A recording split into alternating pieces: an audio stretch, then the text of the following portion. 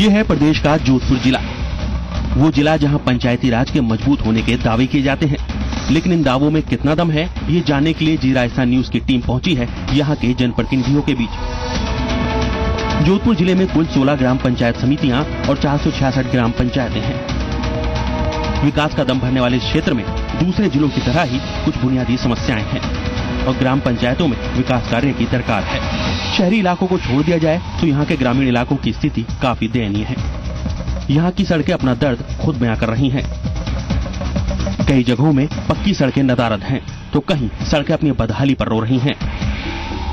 यहाँ बिजली और पानी की गंभीर समस्या है। यहाँ की शिक्षण व्यवस्था भी राम भरोसे चल रही है।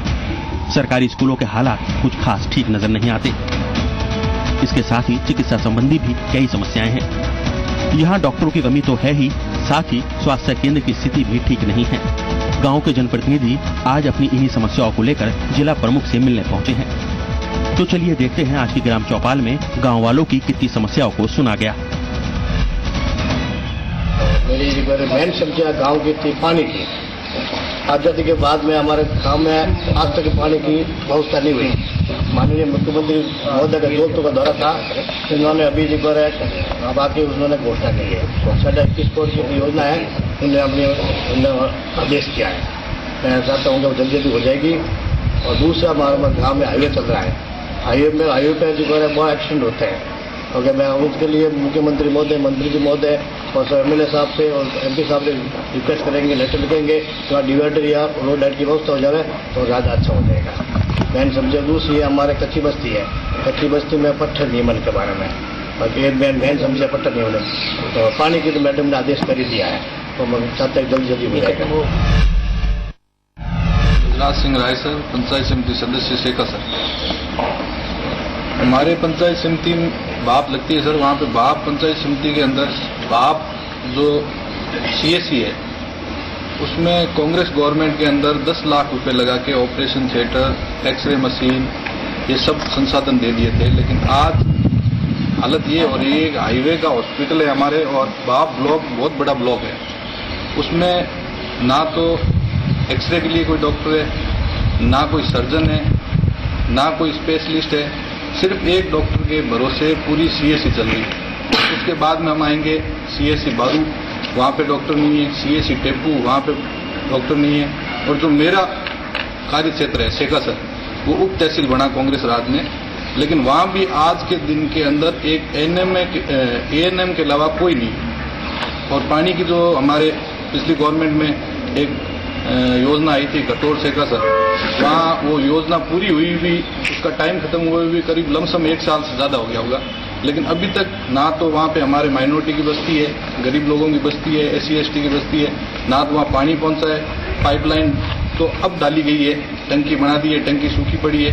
तो काम के नाम पे अभी हमारे को तो 2 साल में कुछ महसूस नहीं हो रहा है। बाकी राज चल रहा है, राज के हिसाब से ठीक है, हो रहा है। मैं सरपंच महबूब खान, ग्राम पंचायत जोड़। मेरे गांव में ये नेशनल हाईवे पे सटा हुआ गांव है, वहाँ मेडिकल और पानी की शिकायत है और रोडे की भी जरूरत है। इसलिए मैं कई बार सरकार को लिखा भी है और प्रमुख साहब को हर जगह दिया भी है कि मूलभूत सुविधा है। ऐसे हमारे गाँव में हॉस्पिटल की बड़ी आवश्यकता है, वहाँ पे केंद्र नहीं खुला हुआ, इसलिए जगह ये चीज़ जरूरी है। मैं सरपंच भंवरलाल जाट, ग्राम पंचायत जनादेसर। मेरी ग्राम पंचायत में मैंने जो पंचायत के फंड से काफ़ी काम करवाए, जिसके अंदर प्रथम रूप से पशु चिकित्सालय के लिए मैंने 4 दीवार का निर्माण कराया। लेकिन मैंने कई बार सरकार और CM को भी इसके बारे में बताया, लेकिन उसके लिए पशु चिकित्सालय खोलने के लिए अभी तक कोई समाधान नहीं हुआ। और जो सरकार को जो जिस तरह के नॉर्म्स चाहिए उस अनुसार मेरा पशु चिकित्सालय खोलने के लिए सभी प्रकार से सही है। एवं बाकी अभी जो सरकार ने जो पिछली शिक्षा नीति के अनुसार जो स्कूलें एकीकृत की थी, जो मर्ज की थी, वो स्कूलें अभी खाली पड़ी है। तो सरकार, शिक्षा विभाग उनको किसी को किराए पे देने की बात कर रही है। मेरा सरकार से सुझाव ये है कि उन स्कूलों को आप किसी प्रकार से किराया नहीं दे करके और उन स्कूलों को बालिका विद्यालय के अंदर क्रमोन्नत करेंगे, तो उसके अंदर सरकार का बजट के रूप में भी सरकार को फायदा होगा। स्कूल बनी हुई मिलेगी, सिर्फ उनको विभाग से शिक्षक अलग लगाने पड़ेंगे, जिससे बालिका शिक्षा को बढ़ावा मिलेगा। तो मेरी ये सरकार से प्राथमिकता रहेगी कि इस चीज़ को आप पहले लें। एवं सरकार के भी जो काफ़ी विभाग हैं उनके अंदर हम जाते हैं, घर से निकल के जाते हैं, 60-70 किलोमीटर तक का डीजल का खर्चा भी वहन करते हैं, लेकिन वहाँ जाते हैं तो अधिकारियों के अधिकांश विभागों में यही मिलता है कि हमारे पास बजट नहीं है। मैंने जल संसाधन विभाग के अंदर माननीय केंद्रीय राज्य मंत्री श्यामलाल जाट से भी निवेदन किया था और उन्होंने RRR योजना के लिए मेरे गांव के 4 तालाबों के लिए लेटर भी भेजा था, लेकिन जल संसाधन विभाग के अधिकारी आज 6 महीने के बाद भी किसी प्रकार की कोई भी उसके ऊपर रूपरेखा तैयार नहीं कर रहे हैं। इसके अलावा मेरा एक नरेगा के अंदर जो कार्य चल रहे हैं, मेरा राज्य सरकार से ये सुझाव है कि जो नरेगा के अंदर आप कार्य जो चल रहे हैं उनके अंदर स्वच्छ भारत को आगे बढ़ाने के लिए अगर हम नरेगा के अंदर हर किसान और हर जॉब कार्ड धारक व्यक्ति को अगर हम उसको कंपोस्ट पिट जो कि खाद जैविक खाद के रूप में बढ़ावा देता है, और हमारे माननीय प्रधानमंत्री मोदी जी भी इस जैविक खेती को बढ़ावा देने के लिए बार बार प्रयास कर रहे हैं, तो नरेगा के अंदर ज़्यादा खर्चा नहीं आकर के 40-50 हज़ार में एक जैविक कंपोस्ट पिट तैयार होगा, जिससे सभी किसानों को और जैविक खेती को फायदा मिलेगा। और दूसरा, स्वच्छ भारत के अंदर जो प्रयास चल रहे हैं और हम भी लगे हुए हैं, और लेकिन उसके अंदर अगर पंचायत को अलग फंड से ट्यूबवेल, क्योंकि पश्चिमी राजस्थान के अंदर रेगिस्तानी इलाका है, पानी की बड़ी समस्या है, इसलिए यहाँ पे अगर अलग से ट्यूबवेल करवाने की पंचायत फंड को अलग परमिशन दी जाती है, अलग फंड दिया जाता है, तो उससे गांव के लोगों को आवश्यकता अनुसार ट्यूबवेल खुदवा करके और उनकी जो स्वच्छ भारत को अभियान को और इससे अंदर महत्वपूर्ण तरीके से आगे बढ़ाया जा सकता है। मैं सुरेंद्रपाल सिंह, सरपंच ग्राम पंचायत माड़ूंगा, पंचायत समिति तेवरी ओशे। मेरे पंचायत के जो मेन मुख्य जो समस्या है, सबसे पहले तो हम जेडीए के अंतर्गत हमारी पंचायत समिति के करीब 12 पंचायतें हमारे इस जेडीए पंचायत से जुड़ी हुई है। मेरा सबसे बड़ा जो हमारे पंचायत में विकास में ऑब्स्टिकल जो पैदा हो रहा है, एक तो हर कोई काम करें अपन, तो एक तो एनओसी जेडीए से, ये एक एनओसी खत्म होनी चाहिए। दूसरा, लाइटें हैं, रोड्स है, सीवरेज लाइन है, नाले हैं, स्कूल है, सार्वजनिक सभा भवन है, मैरिज हॉल है, इन सारा और जेडीए की भागीदारी हमारे पंचायत के साथ में होनी चाहिए विकास के लिए। दूसरा है पानी में भी हमारे जो जेजेवाई जो स्कीम जो हमारी पंचायतों में है, तो जेजेवाई का भी अभी पिछली पंचायतों का भी जो ड्यूज बिजली के बिल वो भी हमारे पंचायतों के ऊपर थोपा जा रहा है, जबकि हमारे पास जो टीएफसी का जो फंड आता है उस फंड को हम पानी में और पाइपलाइंस वगैरह उसमें खर्च करें, तो वो अगर बिजली में अगर खर्च करें या उस ऑपरेटर को खर्च करें, इससे तो बेटर है कि जेजेवाई वो पीएसडी को वापस दे दी जाए। अच्छा, लाइटें हैं तो 24 घंटे के लिए हमारे सारी करीब पंचायतें गांव जुड़ रहे हैं, तो उस पंचायतों में भी जैसे कि जेजेवाई के जो ट्यूबवेल्स हैं तो उनको भी कम से कम साथ में 24 घंटे में जोड़ा जाए, ताकि जहां जिस गांव में 7-7, 8-8 जो जेएलआर बने हुए हैं तो समय पर बारी के हिसाब से वो भी भरे जा सके, और नहीं तो किसानों की बिजली के साथ में तो खेतों की जो कुओं के साथ में जो उस लाइन से अगर जेजेवाई ट्यूबवेल जो जुड़े हुए हैं वो 6 घंटे में हमारे वो पानी की समस्या सॉल्व नहीं होती है। तो सबसे बड़ा ये भी है कि उसको भी पीएचडी के जो जितने भी ट्यूबवेल्स हैं उनको 24 घंटे से जोड़ा जाए। अच्छा, स्कूलों में की भी यही हाल है, स्टाफ बहुत कम है और स्टाफ अच्छा फर्नीचर्स नहीं है। हमारे यहाँ पे माननीय मुख्यमंत्री जी बालिका एजुकेशन पे काफी जोर दे रही है, तो हमारी पंचायत में सीनियर सेकेंडरी स्कूल हो गई है। हमारे पास ही के रेवन्यू गांव है डिगाड़ी, तो डिगाड़ी में 8 के बाद बच्चियां वहीं ड्रॉप हो रही है। उसका मेन रीजन है कि उनको मालूंगा आने के स्कूल के लिए बीच में दारू का ठेका, तो दारू के ठेके में ये सामाजिक तत्व लोग, बदमाश लोग वहां बैठे रहते हैं, तो उनके ऊपर मतलब छेड़खानी वगैरह कर, इसलिए बालिका आगे पढ़ने के लिए इच्छुक नहीं हो रही है, क्योंकि वो बदमाशों के कारण। तो ये है कि सरकार ऐसे अगर कहीं पे भी जो दारू के ठेके लगे हुए हैं, जो बच्चों के पढ़ाई के लिए योगदान, उनको तुरंत हटवाया जाए, ये भी किया जाए। अच्छा, दूसरा सर सबसे बड़ा है, हमारे गांव में खनन विभाग द्वारा 200 क्रशर के पट्टे मतलब लीज अलॉट कर दी गई है, जिसको क्रशर लगाने के लिए। उसके जो जहां जिस पहाड़ी और उनको लिया है, वहां पे हमारे नरेगा के अंतर्गत मैं पूर्व में भी पहले सरपंच रहा, तो उस वक्त भी मैंने वहां पे नरेगा में उसकी जिस पहाड़ियों में जो नाड़ियां आई हुई है, वहां कई जगह एनीकट भी बनवाए हैं, नरेगा में पैसा लगा है। प्लस जो हमारा जो लाल सागर बांध है, उसका वो कैचमेंट एरिया है। सुप्रीम कोर्ट का भी आदेश है कि जो जिसका कैचमेंट एरिया, उसको आप उसके साथ छेड़खानी ना करें। मगर ये पता नहीं किस हिसाब से पर्यावरण की दृष्टि से जो 2 या 2.5-3 किलोमीटर दूर होना चाहिए आबादी क्षेत्र से, ये हमारा गांव जो है मुश्किल से 500-600 मीटर पे ही है और आबादी क्षेत्र बिल्कुल नजदीक है। तो ये भी, उसके ऊपर भी हमारा ध्यान मतलब सरकार को ध्यान देना चाहिए। दूसरा, ये अभी साल भर पहले तिवरी में सीएम मुख्यमंत्री जी आए थे ये हिमालय का पानी के लिए, तो हमारी पंचायतों को भी जोड़ा गया। तो पानी में भी जो पूर्व में जो उसका मास्टर प्लान बना था, उसमें भी ये जो अभी उसी हिसाब से जो पाइपलाइन का काम चल रहा है, मगर वहां के जो अधिकारी हैं प्रोजेक्ट के, वो लोग उस मास्टर प्लान को एक साइड में रखते हुए अपने चहेतों के मतलब आबादी क्षेत्र, ढाणिया क्षेत्र को जोड़ना था, उसको भी जोड़ने के बजाय कई फार्म हाउस तक जोड़ा जाए, जिसमें सरकार को लाखों रुपए का चूना लग रहा है। ये भी कम से कम सरकार को ध्यान देना चाहिए। पीएससी जो कि नजदीक में है नहीं, कम से कम 15-20 किलोमीटर दूर है, और वैसे ही कमी है, इसलिए पीएससी भी हमारे यहाँ खोले जाए। और ये जानवरों का जो अस्पताल है वो भी करीब 20 किलोमीटर दूर है, उसको भी हमारे साथ मतलब यहाँ खोला जाना चाहिए मालूंगा में। और मैं आपको एक चीज और कहता हूँ कि हमारे 10 साल पहले विंड मिल चक्कियां जो लगी है, उसमें जो उनका शुद्ध जो लाभ होता है, उसका CSR का 2% वो उस एरिया में ग्राम पंचायतों में लगना चाहिए, वो अभी तक बिल्कुल अनदेखा है। लेबर्स जो वहां जो लगी हुई है, उनके साथ भी शोषण हो रहा है, उनके कोई PF वगैरह कुछ नहीं कट रहा है। ये है तो हमारी मेन मुख्य समस्या है, तो इसका भी सरकार ध्यान दे।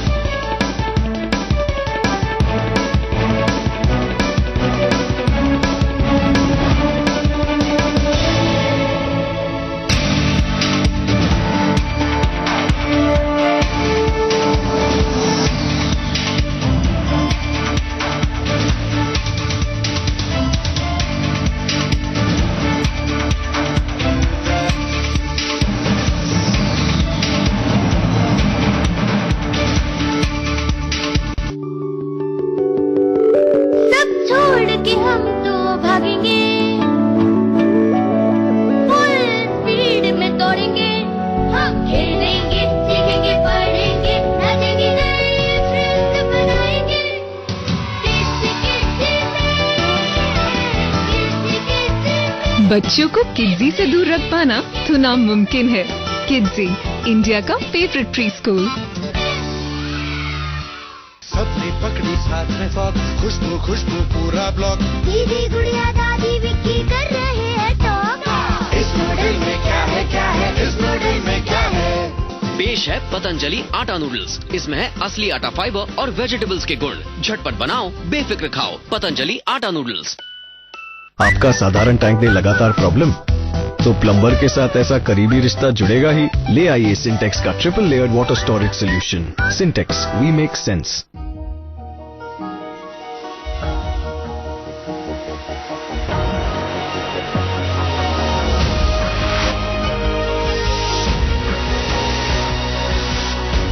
पेश है इंडिया की number 1 110cc motorcycle star city plus का नया गोल्ड एडिशन।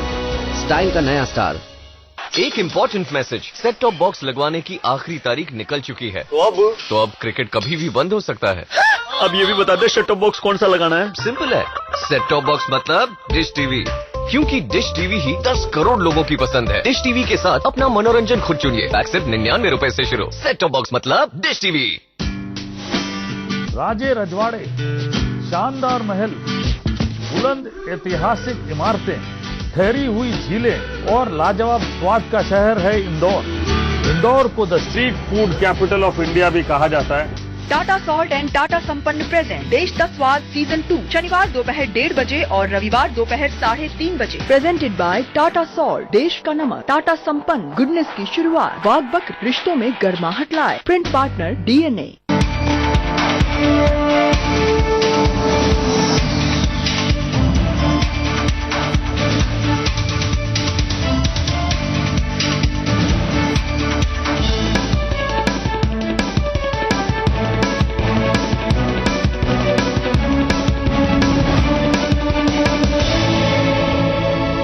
बरदेचुरा ये गांव एक कस्बा का रूप धारण कर चुका है।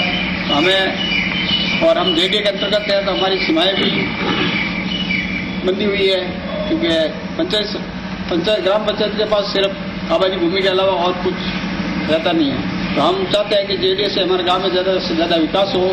एक बड़ा नाला निर्माण करवाया जाए जेडीए से, और सीवरेज का काम करवाना है। उसके अलावा हम चाहते हैं कि जेडीए से हमें पंचायतों को कुछ पावर एक्स्ट्रा मिले, तो गांव को सुचारू रूप से बढ़ने के लिए उसको पट्टा जारी कर सके। इसके अलावा हमारे गांव की जो मेन समस्या है लाइट और वो, तो हम सरकार से भी अनुरोध करते हैं कि जब ढाड़ियों में और मेरों पे रहने वाले भी इंसान हैं, उनके भी बच्चे पढ़ते हैं, उनके बुजुर्ग हैं, तो लाइट की जो भी राजीव गांधी योजना समाप्त करके दीनदयाल बनी है, योजना चाहे कोई भी हो, लेकिन जनता को उसका फायदा मिलना चाहिए और कम से कम पैसों में हर घर लाइट मिलनी चाहिए। हमारे गांव में एक एसएलआर टंकी वास्ते हमने बहुत एप्लीकेशन दे दी, अभी तक बनी नहीं है। और हमारे यहाँ सड़कें जेडीए से 2 सड़कें अधूरी है, वो भी साल भर हो गए, अभी वो भी बननी शुरू नहीं हुई है। हमारे गांव में बेसिक प्रॉब्लम है जो बिजली की, पानी की और सड़कों की लेकर है। मेन प्रॉब्लम ये है, और 1 साल में बिजली विभाग से हमारी कोई सुनवाई नहीं की है, और 1 साल में उसका रिजल्ट 0% रहा है। हम चाहते हैं कि गांव में हर एक घर में, ढाड़ियों में, जहाँ बच्चों को पढ़ाई में डिस्टर्ब हो रहा है, बिजली के वक्त देना चाहते हैं कि हर एक घर में बिजली हो। और लो वोल्टेज की भी प्रॉब्लम है, उसकी समस्या का भी समाधान हो।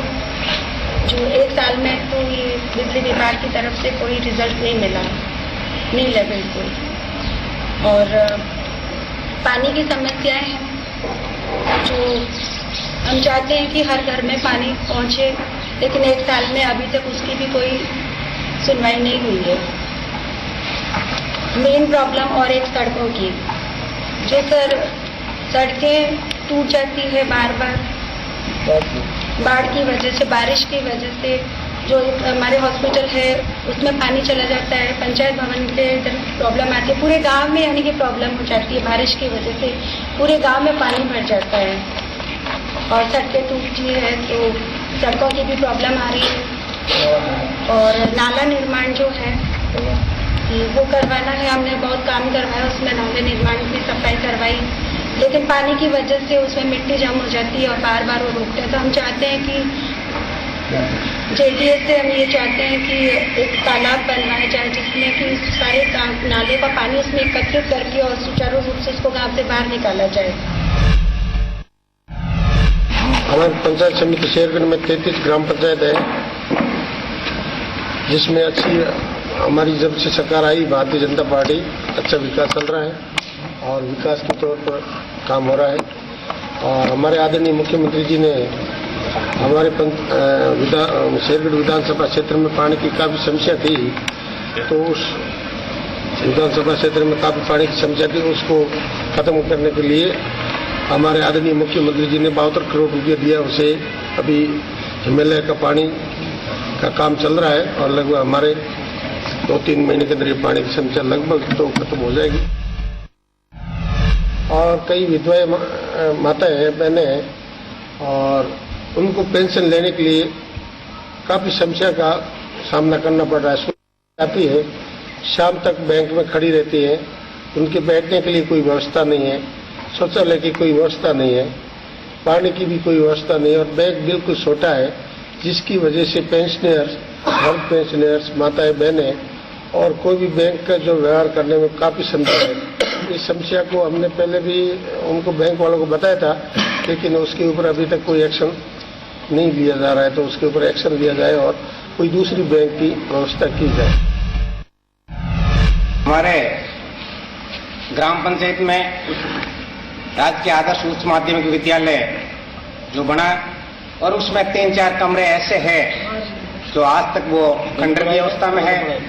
मैंने ऊपर तक लिखा है लेकिन आज तक उनकी कोई सुनवाई नहीं।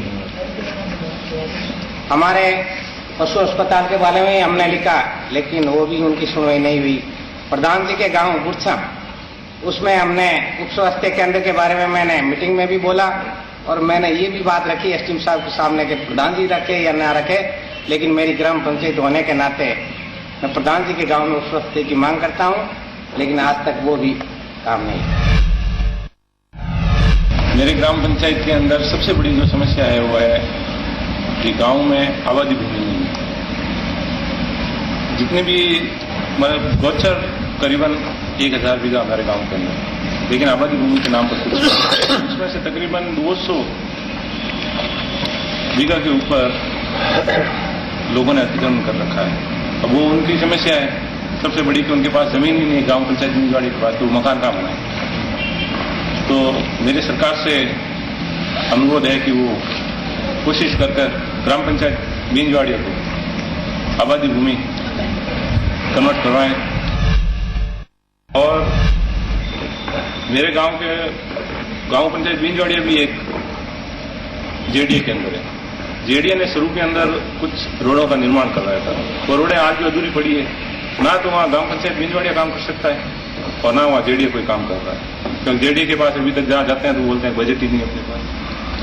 तो मेरा अनुरोध है कि या तो वो मना करते हैं कि हम काम नहीं कर सकते या उस प्रस्ताव को खारिज करें, क्योंकि वो रोड ऐसी पड़ी है, वहाँ से बच्चे स्कूल जाते हैं और बरसात के समय सबसे बड़ी दिक्कत होती है।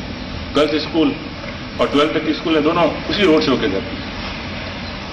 तो सरकार से मेरा अनुरोध है कि आप इस चीज को गौर करें और जेडीए से ये निर्माण करें।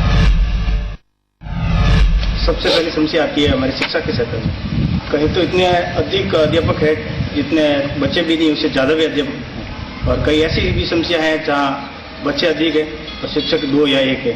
तो ऐसा सरकार को सर्कुलर बनाना चाहिए, विद्यार्थियों के हिसाब से होना चाहिए स्टाफ। और दूसरी बात, हमारा मथानिया के हॉस्पिटल है, उसमें आज तक ये नहीं स्वास्थ्य केंद्र ही है, सैटेलाइट हॉस्पिटल हमने कई बार मांग रखी है। सीएम साहब से, सीएम मैडम से अवगत कराए हैं, पिछले सरकार में अवगत कराए, आज तक वो हमारी मांग पूरी नहीं हुई। दूसरा क्षेत्र आता है हमारा टोल टैक्स का, जो हमारे लोकल हम व्यक्ति हैं जो उस रोड का यूज भी नहीं करते, लगभग आधा किलोमीटर यूज करते हैं, उसका हम टोल दे रहे हैं। वो भी हमारी समस्या है, सरकार से हमने अवगत कराया है, उसका भी निवारण नहीं हुआ है। और दूसरा आता है पेयजल का, जो हमारे नहर से जोड़ा काफी समय हो गया, लेकिन पानी आज तक हमारे पंचायत में नहीं पहुंच रहा है। और लाइट बिजली की बहुत समस्या आती है, और सरकार को ये दीनदयाल उपाध्याय योजना से जो चल रही है, लेकिन आज घरेलू कनेक्शन नहीं दिया जा रहे हैं। आज भी वो सर्विस लाइन दी जा रही है, लेकिन जो ग्रामीण ढाणियों में रहते हैं उसकी हालत आज तक वो यानी मतलब लाइट नहीं मिल रही है। मैंने आज जी न्यूज द्वारा आयोजित सरपंचों की ग्राम चौपाल में भाग लिया। इस चौपाल में सरपंचों के अलावा प्रधान साहब ने भी भाग लिया, पंचायत समिति के मेंबर भी हैं, जिला परिषद के मेंबर भी हैं। तो जनप्रतिनिधियों ने जो मांग उठाई, सरपंचों ने जिस विषय पे मेरे से जवाब मांगे, तो मैं सभी सरपंचों को ये भरोसा दिलाता हूँ, ये विश्वास दिलाता हूँ कि जोधपुर जिला परिषद के द्वारा होने वाले काम, हमारे कार्य क्षेत्र और अधिकार क्षेत्र में जो विषय है उसको अति शीघ्र हम हल करने की कोशिश करेंगे। और जो हमारे कार्य क्षेत्र में नहीं है, जो हमारे अधिकार क्षेत्र में नहीं है, उन विषय को सरकार से जल्दी हल कराने की कोशिश करेंगे, ताकि सरकारी योजनाओं का लाभ आम जनता को मिल सके। जी न्यूज का इस बात के लिए बहुत बहुत धन्यवाद कि आपने सभी सरपंचों को, पंचायत राज के जनप्रतिनिधियों को इकट्ठा करके जनता की भलाई के लिए, जनता के विकास के लिए जो आपने विषय उठाए, उसके लिए बहुत बहुत धन्यवाद।